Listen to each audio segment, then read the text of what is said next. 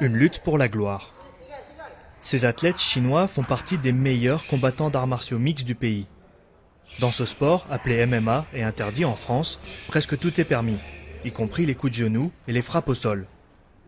Inconnue il y a encore une dizaine d'années, cette discipline commence à attirer des adeptes en Chine.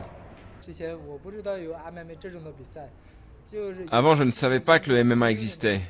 Quand j'ai commencé à me battre en compétition en 2006, je pensais que c'était très amusant car il n'y a presque pas de restrictions. Mais contrairement à leurs homologues américains, qui peuvent gagner des salaires à 6 chiffres, ces combattants vivent dans les bidonvilles de Pékin.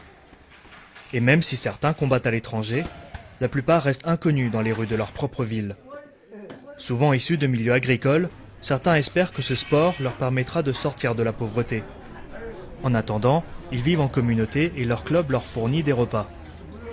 Tous les champions sont passés par là. Certains ont peut-être dû faire face à des situations plus difficiles que la nôtre. Nous sommes reconnaissants d'avoir à manger. Je pense que nous avons de la chance.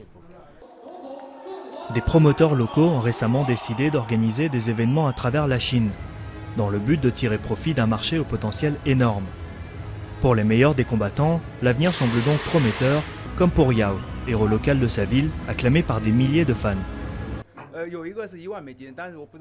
Ce soir, il y a un prix de 10 000 $ pour la performance la plus remarquable.